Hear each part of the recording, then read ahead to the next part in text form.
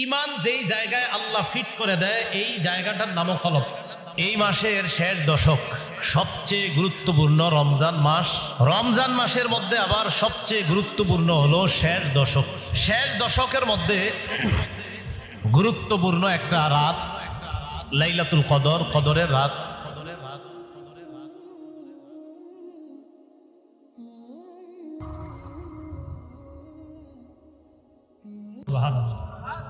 দলিল সূরা মুজাদালার 22 নম্বর আয়াত দেখেন আল্লাহ কি বলে, উলাইকা কাতাবা ফি কুলুবিহিমুল ঈমান,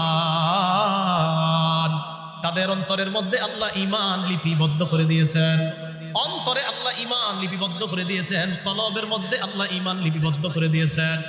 শুধু তাই নয়, এই কলব কেন হেদায়েতের নূর ঢুকানো দরকার, কারণ কলবের মধ্যে আল্লাহ কোরআন রাখে। কি রাখে? কি কোরআন যে কলবে থাকে এটা জানেন না? কেমনে জানবেন? কইবেন যে দলিল আছে কিনা। এই বর্তমান যুগে আবার খুব ভয়ঙ্কর সময় চলতেছে, কথায় কথায় জিজ্ঞাসা দলিল কি, করতে যে শিখছে এই প্রশ্ন আল্লাহ জানে। তো এই জন্য ইদানিং দলিলের উপরে খুব লাগছে, যেহেতু কথায় কথা দলিল, এখন আবার সুর পাল্টাই লেতেছে দলিল দেওয়া শুরু করাতে। কি দেওয়া শুরু করাতে? হ্যাঁ, দলিল দেওয়া শুরু করাতে এখন সুর অন্যদিকে গেছে ওনাদের। এখন এটা আর পায় না। কেন পায় না ভবিষ্যতে বলবো কোনো একদিন, কেন বলে না।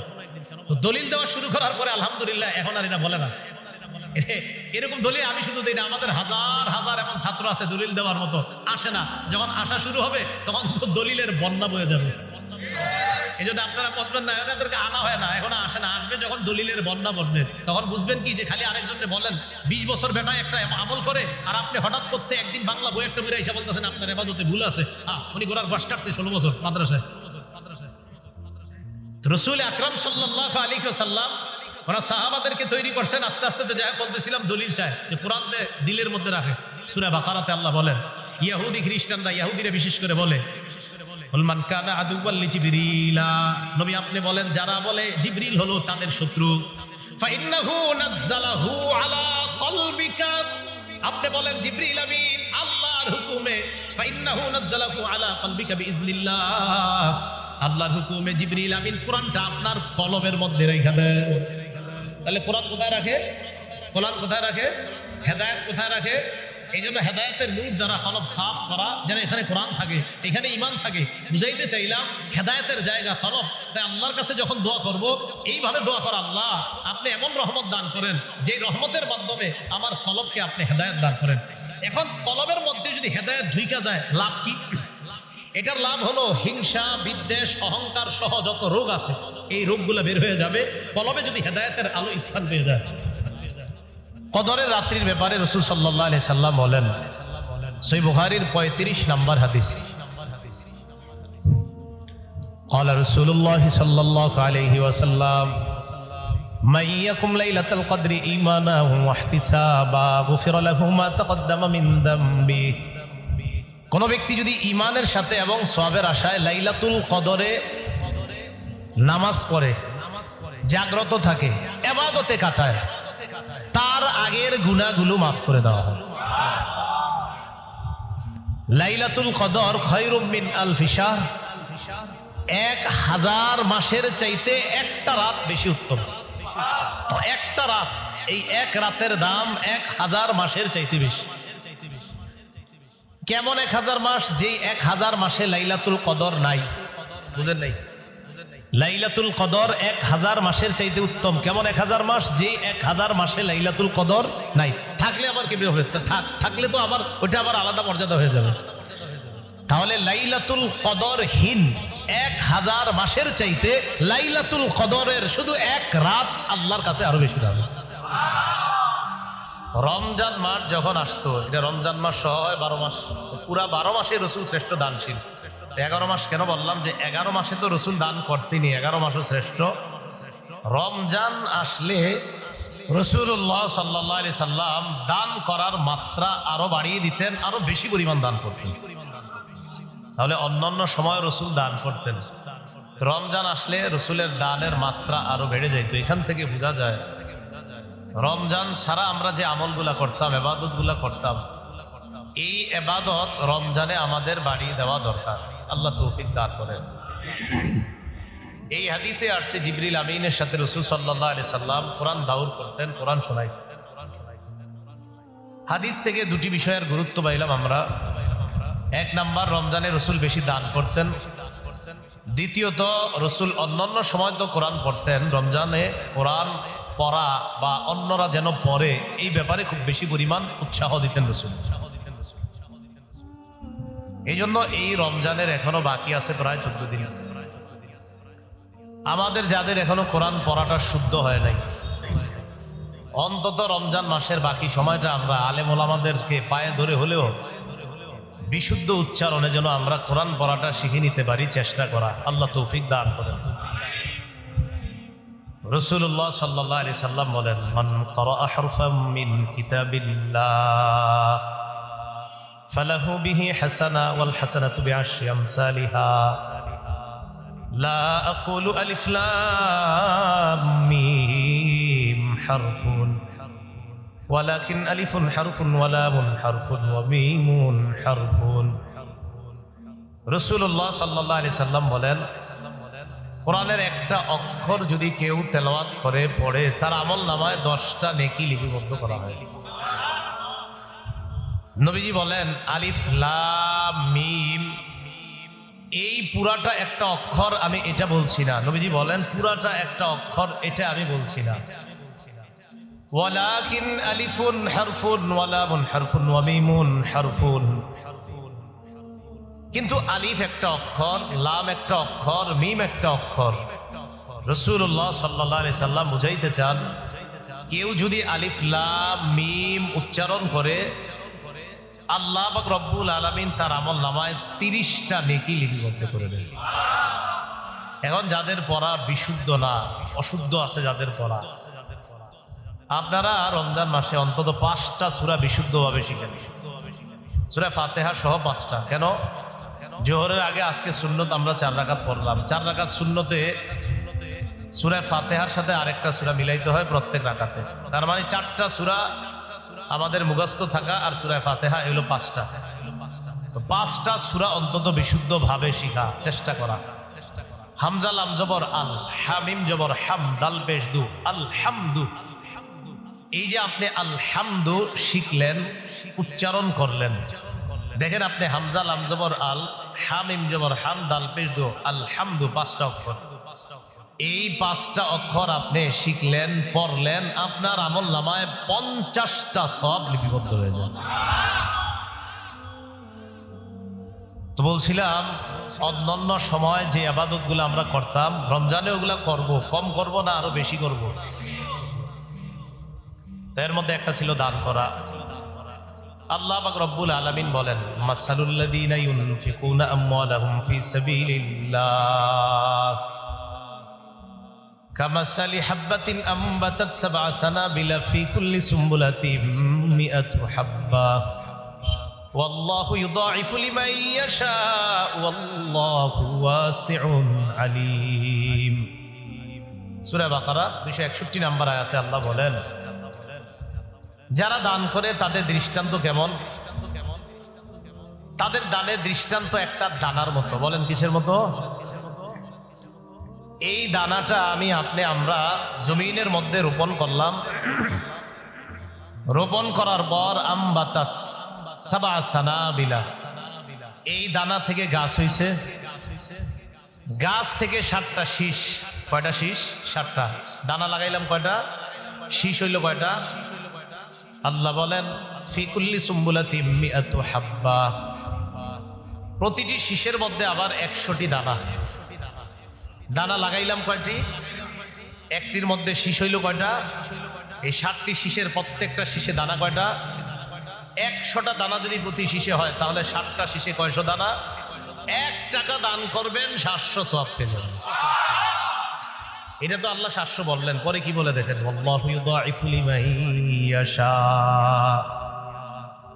আমি আল্লাহ তো তোমাদেরকে দৃষ্টান্ত দিয়ে বললাম যে 7টি শীষ হয়, সেখান থেকে 700 দানা হয়। এটা আমি তোমাদেরকে একটা উদাহরণ দিলাম যেন তোমাদের বুঝতে সহজ হয়। তো আমি আল্লাহ তো যাকে চাই তার এই দান করার বিনিময়টা আরো দ্বিগুণ বৃদ্ধি করে দিয়ে দিই। কি পরিমাণ আল্লাহ বৃদ্ধি করেন আল্লাহ ভালো জানেন।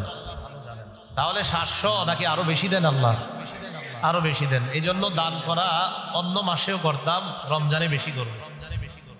অনেকের ঘরে রুগী আছে না, রুগী, তো রুগীদেরকে কত জায়গায় ট্রিটমেন্ট করেন, কত জায়গায় আমরা তাদের ওষুধের ব্যবস্থা করি, কতভাবে আমরা তাদের জন্য মেডিসিন সংগ্রহ করি।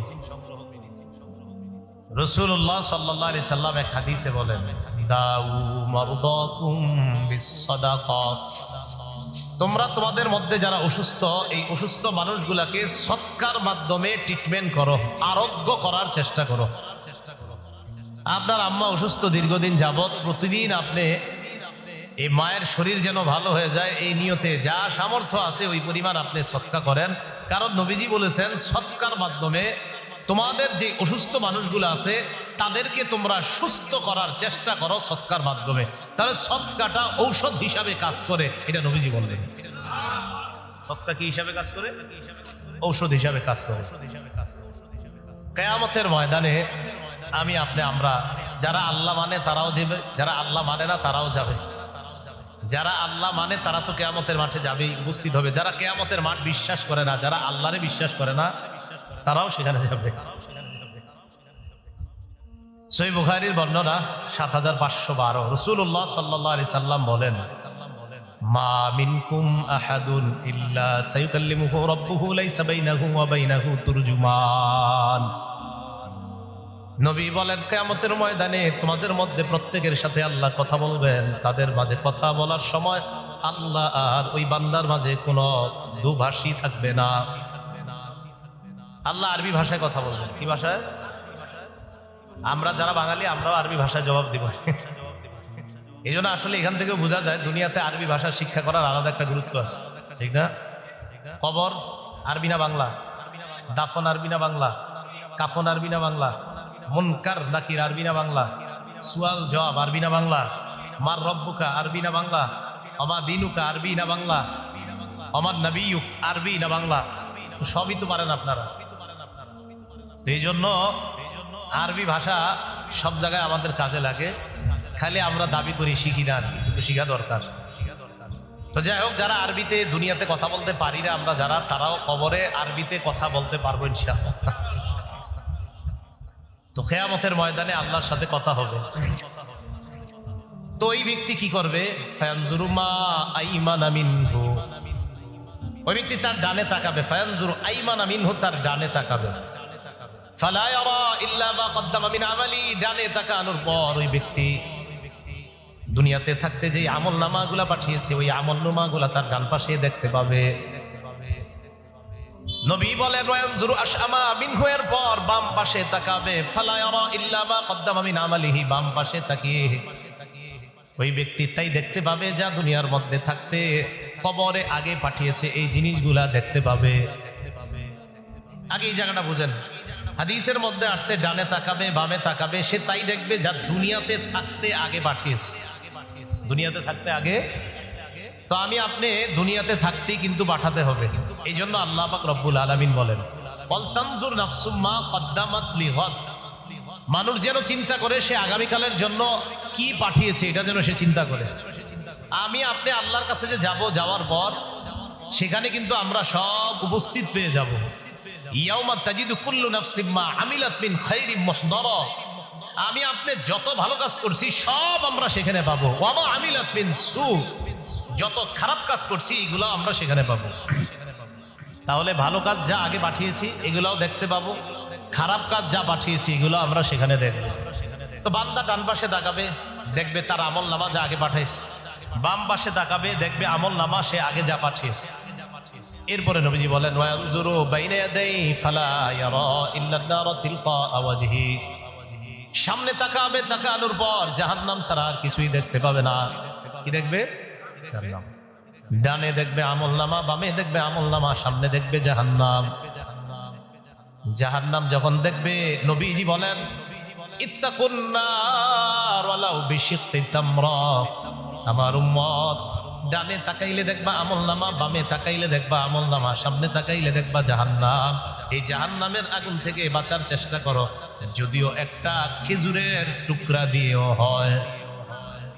একটা খেজুরের টুকরা দান করে হলেও এই খেজুরটা যে তুমি দান করলা, এটার মাধ্যমে হতে পারে তোমাকে আল্লাহ জাহান্নাম থেকে মুক্তি দিয়ে দিবেন। তাহলে আগেও সদকা করতাম, রমজানেও করব। কম করব না আগের চেয়ে আরো বেশি করব? বেশি করব। রাসূলুল্লাহ সাল্লাল্লাহু আলাইহি সাল্লাম আমাদের শরীরের ব্যাপারে আলোচনা করছেন। আবু দাউদের এক হাদিসের মধ্যে 5242 রাসূল আলোচনা করেন, ফিল ইনসানি, মানুষের মাঝে, সালাসু মিআতিন ওয়া সিত্তুনা মাফসিলা, 360টি জোড়া আছে। মানুষের শরীরের মাঝে কয়টি জোড়া আছে? 360টি। ফালাইহি আইয়াতাসাদদাকা আন কুল্লি মাফসিলিন বিসাদাকা, সে তার শরীরের প্রতিটি জোড়া থেকে একটি করে সদকা করা উচিত, দরকার। এখন আমরা 360টি জোড়ার পক্ষ থেকে 360টি সদকা করা, এটা কি আমাদের জন্য সহজ না কষ্ট? সাহাবারা রাসূল সাল্লাল্লাহু আলাইহি সাল্লামকে বললেন, ইয়া রাসূলুল্লাহ ওয়া মান ইউতিকু যালিকা ইয়া রাসূলুল্লাহ, ইয়া রাসূলুল্লাহ, আপনি বললেন শরীরের 360টি জোড়ার পক্ষ থেকে যেন প্রত্যেক মানুষ প্রতিদিন সদকা করে, এটা কার পক্ষে সম্ভব? আমাদের পক্ষে তো সম্ভব না। নবীজি বললেন, সম্ভব। মসজিদের মধ্যে যখন যাওয়ার পর আন-নুখাতু ফিল মাসজিদি তাদফানুহু, মসজিদের মধ্যে যাওয়ার পর আন-নুখাতু ফিল মাসজিদি তাদফানুহা, মসজিদে যাওয়ার পর যদি নাকের শ্লেষা অথবা কোনো মানুষের কফ, থুতু ইত্যাদি মসজিদের মধ্যে দেখতে পাও, ওটা মাটির নিচে দাফন করে দিবা, মানে পরিষ্কার করবা, এতে তোমার 360টি জোড়ার পক্ষ থেকে সদকা হয়ে যায়। তাহলে খাদেম সাহেবের অপেক্ষা করবেন না নিজেই পরিষ্কার করবেন? পরিষ্কার করবেন। নবীজি বলেন এটাও যদি সম্ভব না হয় তাহলে কি করবা? রাসূলুল্লাহ সাল্লাল্লাহু আলাইহি সাল্লাম বলেন, ওয়াশাইতু নাহিহি আনিত তরিক, রাস্তা দিয়ে হাঁটার সময় যদি কষ্টদায়ক বস্তু পাও, ওই বস্তুটা সরাইয়া দিবা, 360টি জোড়ার পক্ষ থেকে সদকা হয়ে যাবে। এটাও যদি না পাও, রাকাতাত দুহা, সকালবেলা চাশতের 2 রাকাত নামাজ আদায় করবা। চাশতের নামাজ বলা হয় সূর্য ওঠার পর শুরুর দিকে যেই নামাজটা বলে, এটাকে ইশরাকের নামাজ বলে।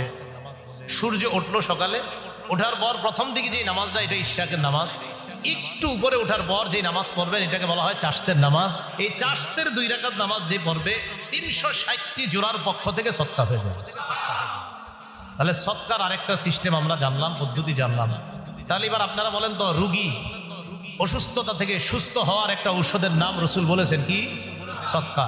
কিয়ামতের ময়দানে আগুন থেকে বাঁচার জন্য একটা পদ্ধতি বলছে রাসূল, কি বলেন তো? সদকা। আমাদের 360টা জোড়া আছে শরীরের, এইগুলা থেকেও আমাদের সদকা করা দরকার।